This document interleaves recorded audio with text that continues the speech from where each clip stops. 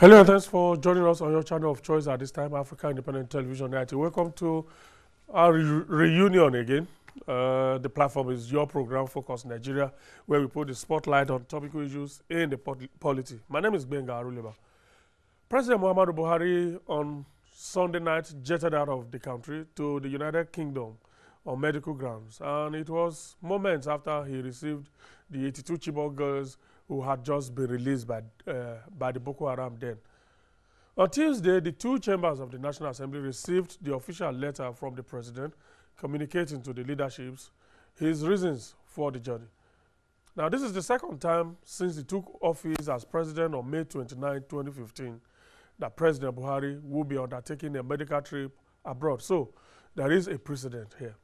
But unlike his first trip in February, President Buhari's letter to the National Assembly has opened an endless debate, a debate that started right on the floor of the Senate moments after Senate President Bukola Saraki read the president's letter. Although, whether by sheer political brinksmanship on his part or it was as a result of the APC spirit of rising to defend the president on such a very sensitive issue capable of generating so much heat in the polity, there was not a whimper of protest once the Senate president ruled and decisively quelled what could have precipitated a legislative revolt. Dear distinguished Senate President, medical follow-up. In compliance with Section 145(1) of the 1999 Constitution, as amended, I wish to inform the distinguished Senate that I will be away for a scheduled medical follow-up with my doctors in London. The length of my stay will be determined by the doctor's advice. While I'm away, the Vice President will coordinate the activities of the government. Please accept, distinguished Senate President, the assurances of my highest consideration. Yours sincerely, Muhammadu Buhari. Mr. President, I don't think in our Constitution we have anything like coordinating president or coordinating vice president. It's either you're a vice president or you are acting president. And any letter should be unambiguous and very clear.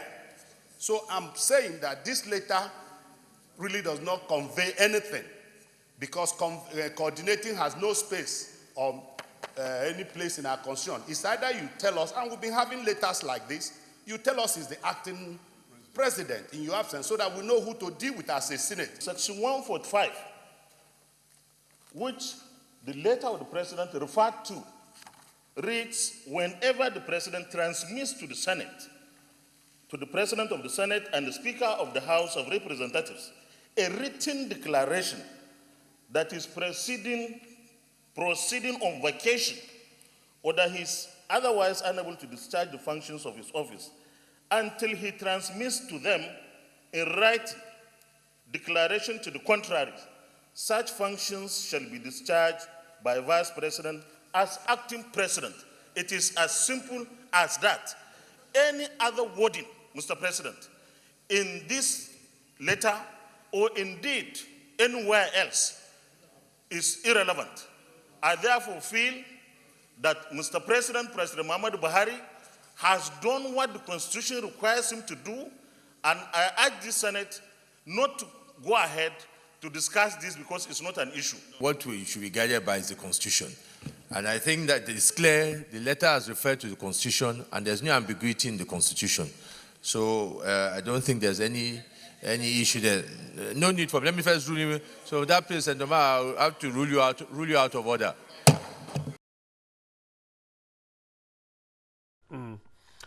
Ruled out of order. But the fire may have been quelled in the parliament, which matters so much anyway, but the debate has continued. Don't forget, this is Nigeria. You know, legal and political minds are divided on the developments and what the scenario could be if, very big if, very serious political issues develop. While some school of thought pick quarrel with the wordings of President Buhari's letter and see something invidious and indeed insidious in it because it departed from the norm that he himself set just in February. Some others would want the letter stripped of all political colorations and given meaning within the ambit of the law. That's what most lawyers are doing. It's a raging argument all the same, both seemingly valid and could be so, depending on the tenor and the phase of Nigeria's ever-dynamic politics, which is why the conversation has been raging anyway. So, between acting president that the Constitution contemplated and coordinator of government activities that the president used in his letter, what is actually the status of Professor Yemi Osinbajo, SAN, today? As acting president, what are the limits to his powers? Or how far did the law envisage he could go in the exercise of the powers of the president? And as coordinator of government activities, how far can Professor Osinbajo go? Or are there things he cannot coordinate? Now, law up against politics, which prevails here. That's where we will be starting our conversation from shortly. But the Federal Executive Council met yesterday. Nothing much to report from there except, well, the approval for the setting up of the Nigerian office for trade negotiations. The Minister of Industry, Trade and Investment, Okechukwu Enelama, said the office would coordinate various memoranda of understanding signed by federal ministries, departments, and agencies of government. Objectives of that office will be to help us to coordinate the various trade discussions and negotiations that we hold and to achieve coherence in our policies. It will also help us in our implementation of the economic recovery and growth plan, because clearly there's an intention to engage and work with other countries in that process. All right. And in the Senate, Senator Dino Melaye, senator representing Kogi West, the senator who has moved the most motions since 2015, was up and doing on Wednesday. And like a whistleblower, his grouse this time around is with the Bureau of Public Procurement, BPP. This time around, his motion may come up for re-debate, where probably this morning, if legislative norms are followed, they may put up that motion for debate this morning, and then we'll be able to give you the particulars of what Distinguished Senator Dino Melaye is up against this time around. All right, one other thing to expect from the National Assembly is the promise to pass the budget today, Thursday. Hopefully, this pledge will be kept. There's also a new commander for the military operations against Boko Haram. Major General Ibrahim Atahiru is the new theater commander of Operation Lafia Dole, the counter-terrorism operation in the Northeast. General Tahiru takes over from Major General Lucky Irabo, who has been posted to Chad as the commander of the multinational joint task force. And of course, this one coming in sizzling hot this morning. We hear Delta State House of Assembly has a new leadership. There are indications that the Speaker of the Delta State House of Assembly, Honorable Monday Igbuya, may have been impeached. 22 out of 29 members of the State House of Assembly signed the impeachment notice late yesterday evening, and the trouble has been brewing since. But we heard that early this morning, Governor Ifeanyi Okowa tried to avert the coup by summoning those rebellious members of the State House of Assembly. But if the man has been impeached now, that means that the governor did very little in persuading these members. In actual fact, we understand that the members are actually accusing the governor of being the real cause of their problem. They are just trying to sacrifice their own leader first, because they believe that he's the one making it impossible for them to have a showdown with the governor. And what is this all about? It's about money. The honorable members are hungry, and they believe that they could get more. But the governor is, Akagom, chairman of Aradite Bank. And of course, their speaker is constituting a stumbling block, not allowing them to have a showdown with the governor. All right, that's the development from Delta. And of course, on a sad note, the final homeward journey of late Dr. Elder David Ogo begins today from Abuja. Elder David Ogo, if you are a constant member of this program. Elder David Ogu was a regular face on this program.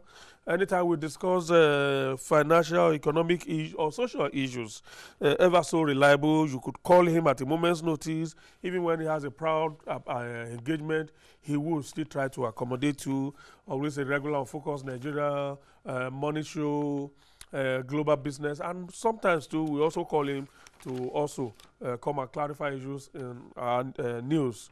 Well, his final home journey begins today with a service of songs, which holds at his residence at Emerald Court Estate behind former AP filling station, Gudu District, Abuja. And of course, he will be interred tomorrow in his hometown in Ogwashiku, Delta State.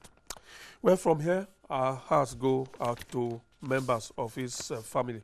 Right, our discussion is up next. You already know what we'll be discussing shortly, so be part of the discussions.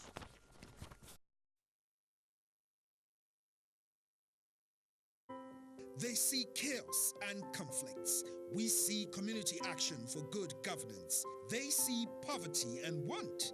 We see perseverance and the will to go on. They see economic law. We see the ingenuity and creative spirit of our people. We are AIT News, fresh, authentic views of Africa. How would you rather see the world? AIT News, all sides, all the time.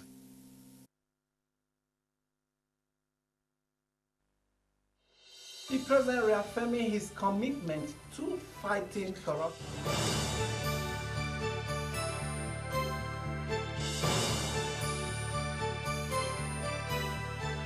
It's Matters Arising, a program where we take deep issues, art issues emanating from the polity, be it politics, economy, lifestyle, or other aspects of the economy. We give you behind the news analysis of them.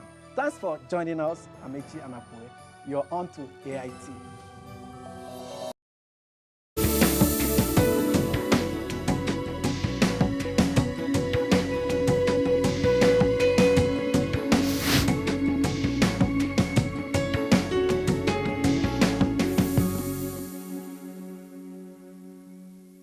Right, if you're just joining us, a very warm welcome to you, and you're just right on time because we're starting the conversation proper now for today. Have two lawyers joining me for today's discussions because essentially the issue we're looking at raises a lot of legal questions. Barrister Daniel Boala is joining us for these discussions. He's a member of Lincoln's Inn, London, but practices here in Abuja. Pastor Boala, good to see you. My pleasure. Thank you as always. Thank you so much. Barrister Charles Ndukwe is also here, based here in Abuja as well. Charles, good to see you. It's been a long while too. It's my pleasure to be here. Thank you. This morning, attempts are already being made to probably make the media the scapegoat for all of this. The presidency is saying that there's the controversy generated by the president's handover letter is unnecessary. Somehow, very soon, the media may become the scapegoat as if the media generated all of this. But the controversy, of course, arises from that letter. There's no way you read that letter and you will not raise issues about that letter. Correct me if I'm wrong. Well, right. Thank you for having me. I believe that the controversy is unnecessary, but it was not generated by the media. It emanated from the National Assembly when the senator raised a point of order and referred them to the letter and explained in his understanding why coordinating the affairs of the government of the Federation is different from acting in the capacity of the president. But I believe that it's either the observation is made out of ignorance or mischief, because if you look at section 148 and subsection 2B, you will see coordinating the office of the president there. Where? Section 148, subsection 2B. 148? Yes, subsection 2B. Yeah. The president shall hold regular meetings with the vice president. 2B. Yeah, I'm reading. I want to read the whole of 2 so that we understand All it. right, go ahead. I just noticed that it's short. Right. That's why I started from 2. Right. Subsection 2 of 148. The president shall hold regular meetings with the vice president and all the ministers of the government of the federation for the purposes of A, determining the general direction of domestic and foreign policies of the government of the federation, B, coordinating the activities of the president, the vice president, and the ministers of the government of the federation and the discharge of their executive responsibilities. So constitutionally, Yes. the president, not just the acting, Yes. the president of the Federal Republic of Nigeria, pursuant to Section 5, that vests the powers on the president to be the executive, president, the executive power vested on him. What he does as the president is coordinating the affairs of the government. That is why in 148 subsection 1, when it talks about there will be a regular Federal Executive Council meeting, the president will hold meeting with the vice president and the ministers to look at domestic and foreign affairs. And then in that meeting, the ministers and the vice president will advise the president on matters relating to coordinating the office of the president. That is not the first function of the president. The first function of the president is the A that you omitted. And what is that function? Determining the general direction of domestic and foreign policies of the government of the federation. Right. So he's in charge. He's in charge. The second leg to it is coordinating ministries and other. No, not coordinating ministries. Coordinating the activities of the president. Thank you. And what is the activities of the president? The subsection 1 that you read. Now, I would refer you to Section 5 of the Constitution that says all the executive powers of the federation shall be vested in the president, and he will exercise that power either directly by himself or through the vice president or the ministers of the government of the federation or officers of the public service of the federation. Does this not mean, is it not possible to also interpret it to mean that this section can only apply when the president is in the saddle, not when he's away? Yes, what we're saying, the point I'm driving at, is that what even when the president is in the saddle, the vice president assists him in coordinating his activities. Thank you. So when he's away, when he's in the saddle, you are saying when he's in power, when he's executing. Yes. So but when he's away, no, I'm getting to your point. When the president is fully armed with the powers as a president, what he does is coordinating the affairs of the government. So now that he's away and has written a letter to the vice president, it's a matter of semantics. Let me even tell you, the president by the constitution does not even have the power to qualify, limit, extend, or in any way change the gamut of Section 145. The minute he transmits the letter, the vice president becomes the president in acting capacity, with the capacity and capability to do all the things that the president can do as a president. Yeah. So it does not matter what he writes afterwards. If he said, pursuant to Section 145, I'm writing to tell you I'm proceeding on vacation, whatever he says afterwards cannot negative the inherent powers of Section 145, which is that the vice president can become the acting president. So he can choose to use the word acting, he can say coordinate. For example, the president does not even have the power to limit. If you look at 148, in 148, the president has power by his discretion to assign roles to the vice president as the vice president. But in 145, that power the president does not have. Once he transmits the letter, it is inherent in the constitution that the vice president becomes the president in acting capacity. So that word coordinating or the word acting is immaterial in the circumstance. But I drove the point to make it clear to the people, to the viewers, that even when the president was around, what he has been doing and will continue to do if he remains the president is coordinating the affairs of the government of the federation. Not determining the direction of government. Determining the direction of government. You see, we are playing with words here. Yeah, because the reason why I keep going back to that is that you have 2A, 2B. And A is the first one, which is determining the general direction of domestic and foreign policies of the government of the federation. Now, that determining the direction of domestic and foreign policies of the government, if you look at, so they are all to be read together. You don't read them disjunctively. The other one, it says that they will advise him on matters relating to his responsibility, whether directing or coordinating. It's a matter of words. Charles, I have a problem with, see, when a lot of people pick holes with the Constitution, it is things like this that they also draw attention to. The Constitution talks too much. And in trying to talk too much, it creates confusion. If the president is the chief executive officer of the federation, and A says he determines the direction of government, why should we have B, which then empowers the president to coordinate the activities of the president. How can the president coordinate the activity of the president? Wenga, what does the letter say? Because I don't want to base my contribution on hearsay. Let me read it to you. On what they said. Yes. Dated 5th of May. What does the letter say? Medical follow-up. Yes. In compliance, dear Distinguished Senate President, in compliance with Section 145(1) yes. of the 1999 Constitution as amended, yes. I wish to inform the Distinguished Senate that I will be away for a scheduled medical follow-up with my doctors in London. The length of my stay will be determined by the doctor's advice. While I am away, the Vice President will coordinate the activities of the government. Please accept, Distinguished Senate President, the assurances of my highest consideration. Well, you know why I asked what does the letter say? The letter may have spoken too much. Whether you are coordinating the activities of government or you're exercising the fullness of the executive power, what the Vice President does in the absence of the President in the circumstances of Section 145 is not to exercise delegated powers. He exercises the executive powers plus the executive functions of the President as defined in Section 5. Right? He does not and he will not confine himself to powers delegated to him by the Vice President, by the President, or the powers that are given to him, donated to him by the Constitution.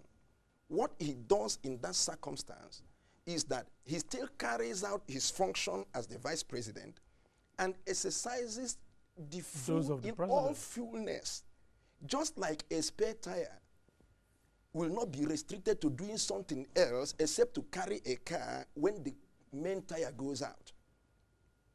To do the function that the main tire does. That's what the Vice President is called to do. And so long as I am concerned, what is significant in that letter, the only purpose of that letter is that a declaration has been transmitted to the National Assembly saying, I will be away. And the moment that declaration is read before the floor of the House, the Vice President steps into the shoes of the President. So whether you call him a coordinator, whether you say he's coordinating government activities, he can exercise, he can appoint, he can fire, he can create, he can do new policies, he can do everything that the President can do at this particular point in time. Is an acting president also the commander-in-chief of the armed forces? Yes, the acting president is commander-in-chief of the armed forces. Not acting commander-in-chief. Not acting. You see, the reason for the word acting is because the president is alive. The president has not. We can't have two impeached. presidents. Yes, has not been impeached. This is the reason why he holds the brief for the president. Simple. This is also the reason why what he does is in due consultation with the president. Because the administration is one, the administration of President Buhari.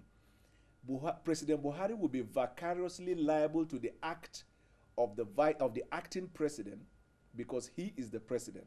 But it does not in any way derogate, limit, qualify, or inhibit the vice president from carrying out the functions, full functions that the president would have carried pursuant to Section 5. Let me hear that argument again. Right. It appears novel.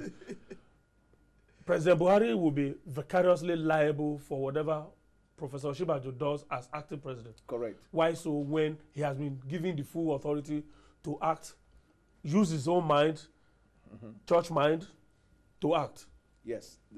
So why should the president who is away, who has ceded all authorities to him, be vicariously liable? The reason is because the Constitution contemplates one president at a time.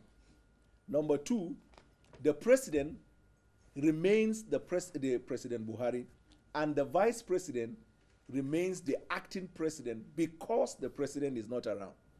Even The vacation that you find in 145 does not necessarily have to be when the president is out of the country. He can go on vacation to Obudu Ranch, or he can go to Daura. The minute he transmits the letter, he can as well be in the villa. He can as well be away. If he says he's on vacation. Exactly. I'm proceeding on. In other words, I won't be available to discharge the functions of my office. Therefore, the vice president steps into his shoe. Now, the reason why the Constitution uses the word acting. If you look at the preceding text there, if you look at 148, because there is still a distinction between the president and the acting president. That's why they work together. Now, mischief makers, I use the word because it's either they are ignorant or they want to create issues out of nothing. If you look at administrations in Nigeria, is it that they want to create issues out of nothing, or because that this is Nigeria, everything is viewed out, strictly legal issues are also have their political connotations? I agree to that extent. And this is also not happening in a vacuum. Right. This has happened before. In February, when the president was going on the same medical leave, he wrote a letter to the Senate. Right. Here is what he wrote.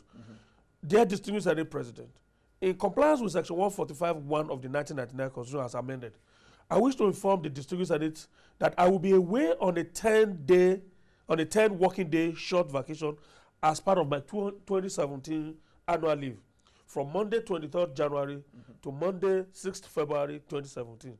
And while I am away, the Vice President will perform the functions of my office. Right. Now, why did the President not write this other letter in similar fashion? This is a matter of form and precedent. Now, for the generality of the people viewing this interview, it is our duty as lawyers to break it as much as possible to their understanding. Yeah. Now, another third letter can come in the future, and which it will carry a different words than this one. No matter the words you couch, no matter how you corner it, whether it is born out of bad intent or ignorance or deliberate, I have established before you now, it cannot negative the power in Section 145 that the Vice President can exercise as acting president. And then 2, it cannot qualify the powers. It does not even leave the National Assembly with discretion to deliberate. There is a difference between a transmitted letter for vacation and a nomination letter for appointment, which is subject to their confirmation. Once a letter is written to them, even that point of order he raised is a matter of discussion. They don't have discretion to deliberate. But if, for example, the president raises an issue that will contradict the powers that the vice president can have pursuant to 145, meaning that the president now limits the power of the vice president acting as acting president. So the National Assembly can deliberate with the powers they have as another check in the government to say that you do not have the powers to qualify or limit his powers. But as long as 145 is clear and unambiguous, it must be given its ordinary interpretation, which is that the vice president acting as acting president has all the powers that the president has. Now, I want to repeat what I said earlier when I say it's vicariously liable. Yeah. This is where consultation is necessary. You recall the first time when he traveled, all effort was made to create confusion amongst them. The vice president keeps saying, I'm in touch with the president. I talk with him today, I talk with him tomorrow. That's the issue that I'd actually like to take us back to, which is the mischief that is inherent in all of this. Right. Because one letter, Charles, says the vice president will perform the functions of my office. In other words, he is acting president. Another letter says the vice president will coordinate. So he remains vice president, but coordinates the activities of government. No. Is somebody trying to test a resolve of some other person? When you take into consideration the fact that just in February, a letter that fits into the context, word for word, of 145 was written, ostensibly from the same desk. Then 2 months or 3 months after, a lot happened in that. Another letter from the president, from the same desk, with so much change of words, even though the substance, depending on interpretation or where you're coming from or your level of understanding, would change issues. What I can decipher from that thing is that the writer of the second letter is not just making a mistake. And he was not just trying to be semantic. He probably has an agenda that he wants to communicate. But in the context of 145, it's very difficult to communicate that agenda. To communicate that agenda and to break out of it. And so, no person should accuse any person of being mischievous. If the president and the presidency, they are the ones that should put their house in order. The letter raises that mischief. Yes. The letter gives room for varied interpretations. I am knowledgeable in the law. I am a trained lawyer. And so I have an understanding that the essence of that letter is just declaration and not any other thing. Any other thing that is added there is surplusage. That's what I said. If the president doesn't even write anything, he writes, I declare that I am going on vacation. And he didn't hand over to anybody. And sends it to the Senate. It is not debatable. If the Senate likes, let them debate from morning till night, night till morning. Once that letter hits the desk of the Senate president and the speaker, the vice president automatically steps into the shoes of the president and exercises all the executive powers, all the powers of the president. The one you are asking commander-in-chief, is the president a commander-in-chief? Yes, he is. The vice president is now the commander-in-chief of the armed forces of the Federal Republic of Nigeria. I asked that question because the president is commander-in-chief because he's president. The acting president is acting president. And that's why I asked whether there's also room for acting commander-in-chief. President. He is acting, not because he is a vice. Not by reason of he is acting because the Constitution says that he will be in the office of the president. And so all that is possible because he's vice president. Is just for us to know that the president is still around. He has not been impeached. He has not finally and ultimately vacated his position. And therefore, we cannot have two presidents at the same time. That's the mischief that that we're going to get into that time, which if I ask you to hold the fire just a little while. Right. Let's get here now. Okay. In February, we saw the letter that the president wrote. Yes. He made the vice president acting president. Between that time and up to the time the president came back, a lot happened. To the extent that some people were already saying, oh, we prefer this man and all of that. Could this second letter have been as a result of new lessons learned from that episode by some people who are now trying to communicate a different agenda this time around? Well, I don't think so. You are a lawyer, but it's I get maybe it. very the realm of speculation now. Yes, but I don't even think so politics. Because we are now you're right, but we follow, like they said, body language, your words, your acts, your conduct, and the circumstances surrounding whatever you do to draw our own conclusion. And everybody has that right, okay? While the president was away the first time, he was constantly in touch with the vice. At least the vice said it, the acting president then. And he's a pastor, he can't just be lying. I'm always in touch with him. There's a due consultation. If the president is not impressed, and the president has, through his official Twitter page, praised the vice president, as he arrived, the first thing he did, before even declaring his health condition and what he went through in England, was to celebrate the vice president for his good efforts. And from that period till today, from what we see, what we read, there seems to be an incredible good relationship between the president and vice. And that is upsetting some people. That is the way I want to look at it. Because if there is any negative thing coming from the president towards the vice president, trust Nigeria. There is even the other side of the argument that there are political forces behind the vice president doing whatever he's doing. So people want to argue that the vice president is being remote controlled by some people. Some people want to argue that the president is being remote controlled by some people, all in a bid to bring these two heads into a loggerheads like it happened during the period of President Obasanjo and Atiku. But can we, if we have to go by the argument you said earlier, can we point at 1, 2, 3 scenario in which the president exhibited by conduct or in words or action that he was not comfortable with the way the vice president runs? On the very night he was traveling, even the Senate president and the speaker was there with him and the vice president was there. And we believe that must have been the period he handed over the letter to the two of them. To avoid this problem of it went, it didn't go, it was said, it wasn't said. If there is an issue, the president of the Senate would have raised it. And that is why the president of the Senate was quick to overrule the senator that raised that observation, that this issue is inconsequential. 145 is clear and unambiguous. Very clear. The president cannot change it. No, National Assembly cannot change it. So that's as far as law is concerned. right. As far as politics is concerned, and the practicalities. Again, let me take you back to that agenda, that unseen agenda that somebody may be communicating.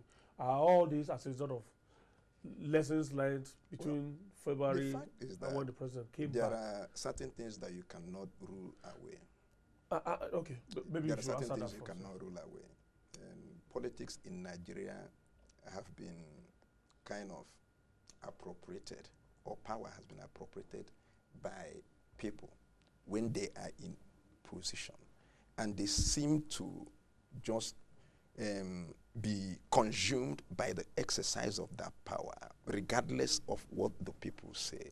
And so you now find that much premium is now placed with regards to who is there, where is he coming from, what is he going to do, because our experience has shown that whoever is there has the advantage of determining what any person gets, what a particular group gets, how certain things will be done.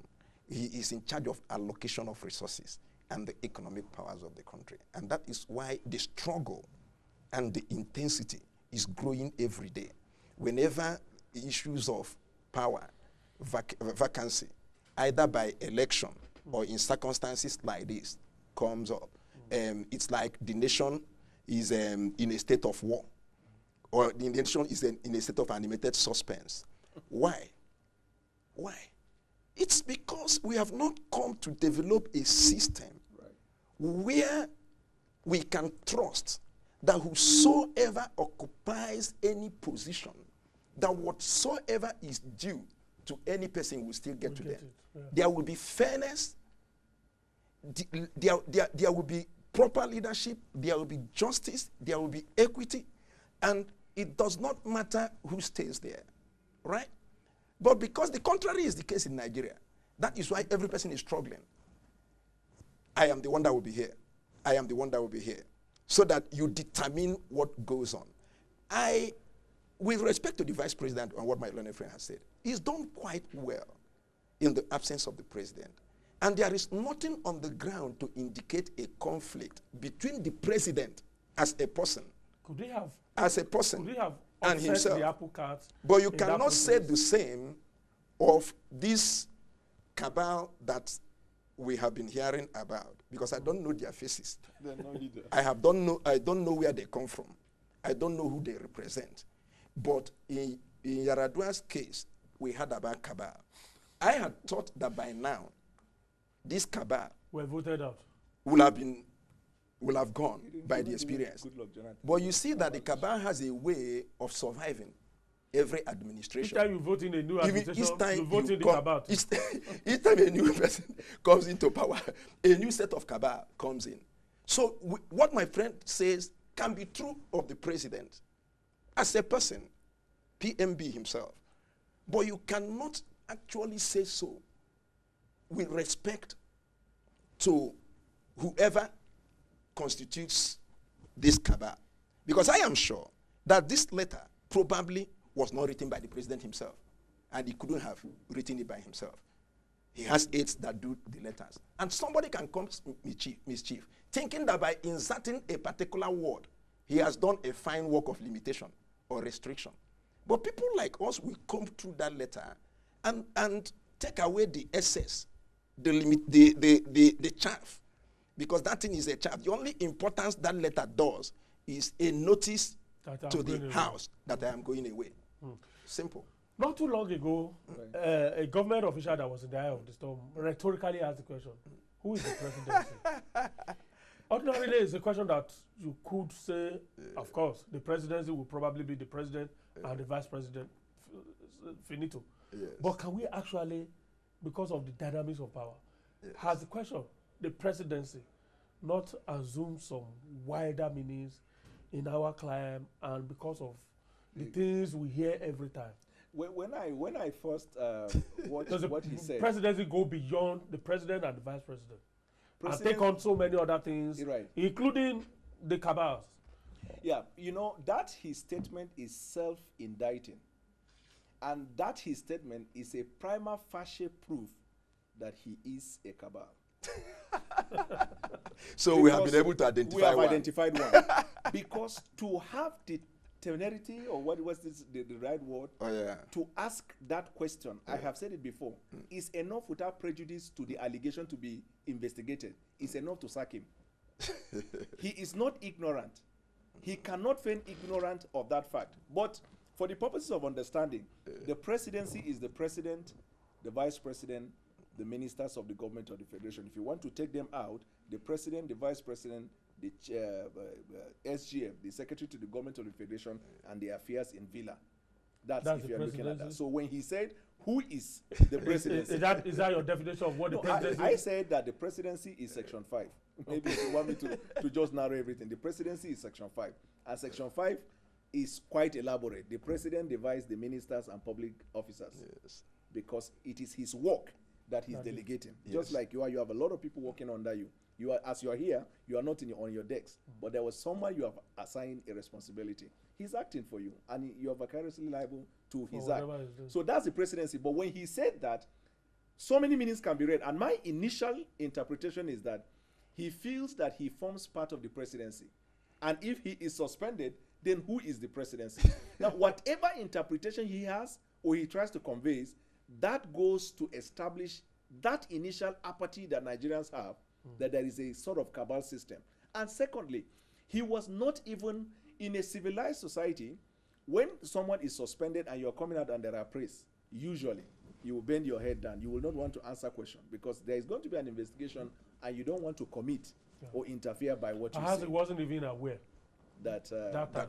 that he was suspended? Yeah. No, he was coming out of the office where the information was passed to him. Yes. He was coming out from the office where the vice president communicate the information. The presidency Yeah, procedure perhaps of if he action- was aware of the development, that may not have been his response. That That's is what still- I'm saying. No, it is inherent in his nature. It's in him. It's a step. Look at the preceding words. When they asked him, he was answering some other question, but when they asked, are you saying you cannot be suspended? He looked at the man and smiled and walked away. And the unsaid interpretation is that you should know, I can't. So whatever it is, his statements were depicting the image or the picture that he's so powerful that he didn't think he could. He said, I have not seen anything, I have not heard anything. So that is a careless So statement. to the extent that the presidency brings on board so many people, Yes. beyond the two that we voted for, Yes. that's the president and the vice president, Yes. Right. to the extent that the presidency brings on board so many others, Yes. these so many others may also be coming with different agenda. Yeah.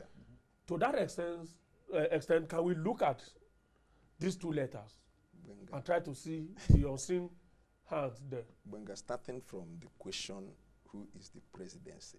Academically, we can look at the Constitution and look at Section 5 that defines the executive powers of the president, the people that are mentioned there that can execute that powers by delegation. You can look at other executive agencies and organs that are attached to the presidency. You can also look at the office of the president, the vice president, if you want to be academic about it. But if you want to look at it from the other angle, in the context of what the statement might depict, if I say who is focused, it may well mean those that are working here. It may also mean those that call shots in focus. It may also mean those that determine what happens in focus. Right. And therefore, when you come out and say that certain thing has happened in focus, and I have not, assuming I'm part of the people that call shots, and I go outside and hear it, I will look at you with some measure of this thing because I know you are not talking reality. After all, I will be focused. Abi? So when somebody says who is the presidency, it goes beyond the academic question that we can sift out from the from the constitutional Mind you, provisions. didn't say who is the president. He said Who is the presidency? He's talking about the office, the institution, and the forces that call shots that determine what happens in the presidency. And mind you, in some cases, you will find out that it may not even be the president. I'm not saying that is what is happening here because I'm not in the presidency. I'm not in the presidency. I don't know what is happening there. But in some instances, it may not even be the president himself. We've had situations where people got out of the presidency, elected presidents. I said they have been imprisoned. That they are getting their liberty now. That they didn't know what has been happening. And you keep us asking yourself, while they were there, who were deciding issues? And by reason of one or two things that I have known with respect to the presidency, not this particular one, there were instances things have happened in the government. And you will find out that the presidency does not know anything about it. He was just there as an element to give, to just rubber stamp. And if you get close to the presidency, you'll be able to pinpoint one or two ministers or one or two persons that are not even ministers that decided these issues and foisted it on the nation. Are those not the reasons why? That is why that this letter, therefore, should not just. That is why the president itself, the presidency, as an institution, should also be careful by their patterns of communication and their language of communication, so that you don't give the impression that you are not in charge, so that you don't give the impression that there is an ulterior motive, or that there is an evil agenda, or that you are out to deviate from the norms that we used to know. And so we must be careful the way we communicate certain things. All right. At the level of the presidency, it depicts excellency in communication and every other thing. Some people are raising some very interesting questions. Omeka Okwe says the president and vice president don't receive the same pay. Now that the vice president is acting president, any acting president pay? Well, this is matter of. It's a very good question, but it's a matter of administration. Yeah, it's an administrative issue. I will think yes, but there is an important point beyond this. You know that the vice president, in his office as a vice president, was assigned the role of a chair of a panel to investigate the NIA. I was going to come to that. That who will he report to now, or here can we infer the principle of you can't be a judge in your own case, but then it's not his case. He's not the complainant. He's not the defendant. If the president had traveled, if there is no constitutional provision that empowers the vice president to act as president, yes, and he continued to act as vice president, he cannot be a judge in his own case. You can argue that. Okay. But now he's the acting president. Without prejudice to the fact that he was the panel chair, he can now, as the president, act on that report that he would have sent to the president, because he's performing the function of the president of the Federal Republic. So the argument that he should wait till the president comes back before there should be an action on that, it cannot be sustained in law. At this point, he can act on the report he has come. But if the report is not finished, that is where the problem is. But if the report has been concluded, but unforwarded or yet to be forwarded, now that he's in acting capacity, he can act on that as though it is President Buhari acting on that report submitted by Professor Sibanjo. And nobody will be able to raise any valid legal question there? That he wrote the report, he's implementing it. My name is... And in any case, the vice president told us that he set a template long ago, which was that on any key issue, any key decision, he was regularly in touch with the president. Benga, my name is Charles Ndukwe.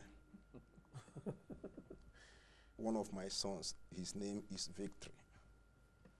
And the name of my wife is Carol. So I am Charles Ndukwe. I am the husband of Carol. I am the father of Victory. Yes. In that capacity. No. What are you leading to? And in that capacity, yes, I can discharge a lot of functions.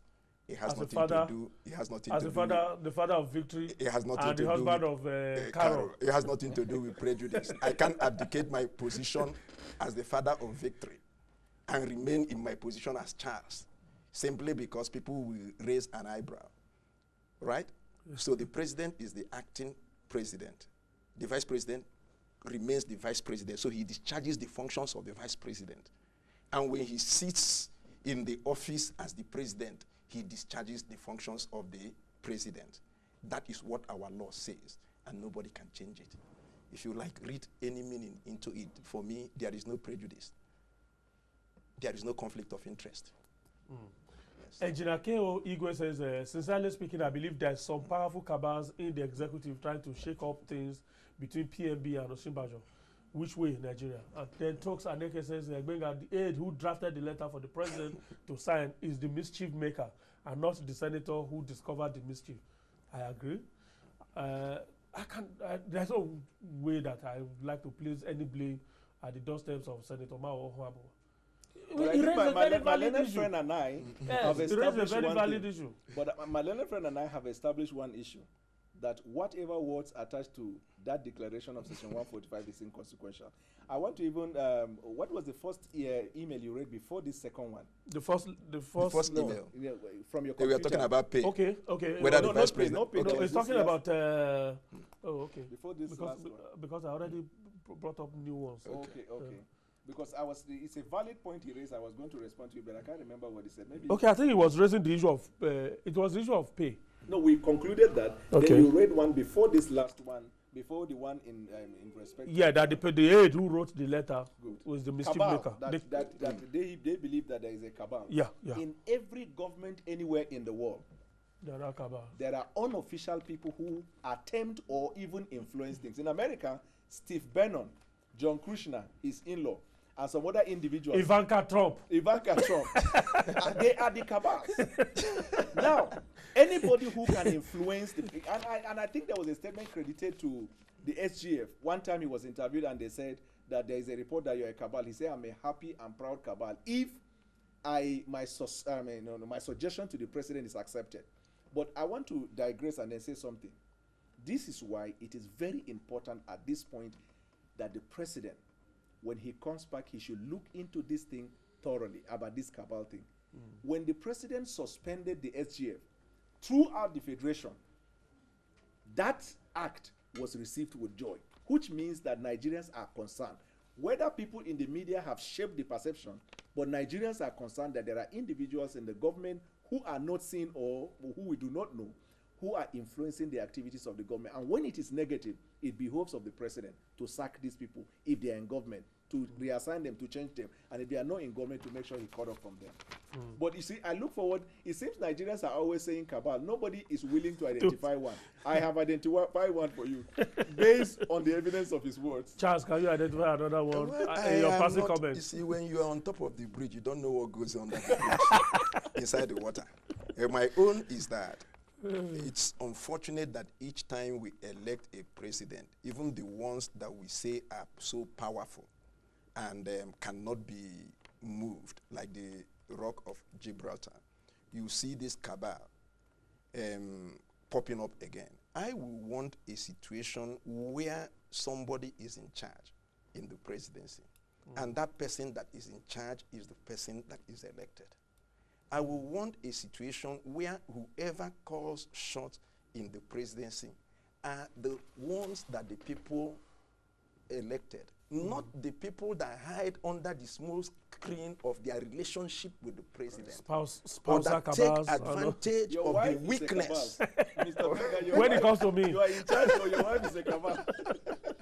So that's my position. Thank you so much, gentlemen. Oluwatoyin Aladejano says, Mr. Reba, this nation must urgently rise to the occasion of a zeal for patriotic responsibility.